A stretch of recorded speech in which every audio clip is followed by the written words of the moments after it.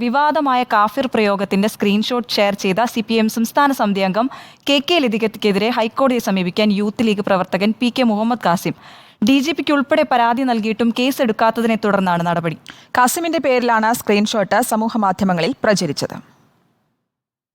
Local police മുതൽ DGPക്ക് വരെ പരാതി നൽകിയിട്ടും KK ലതികയ്ക്കെതിരെ കേസെടുക്കാൻ പോലീസ് തയ്യാറായില്ല.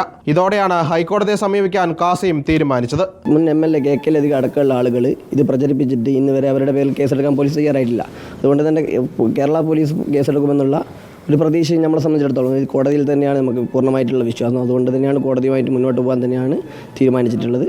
ഈ വിഷയത്തിൽ KK ലതിക അടക്കമുള്ള ആളുകൾ കോടതി പറഞ്ഞിട്ട് പോലും 3 ദിവസം ഈ പോസ്റ്റ് ഹോൾഡ് ചെയ്തു എന്നുള്ളതാണ്. KK ലതികയെ ന്യായീകരിച്ച് CPM കോഴിക്കോട് ജില്ലാ സെക്രട്ടേറിയറ്റ് രംഗത്ത് വന്നിരുന്നു. നമുക്കറിയാം സദുദ്ദേശപരമായിട്ടാണെങ്കിൽ ആ പോസ്റ്റ് ഒരിക്കലും FB പേജിൽ പോസ്റ്റ് ചെയ്യേണ്ട സാധനമല്ല. കാരണം വടകരയിൽ വർഗീയത പ്രചരിപ്പിക്കുന്ന രീതിയിലുള്ള ഒരു പോസ്റ്റാണ് അത് ഉണ്ടായിട്ടുള്ളത്.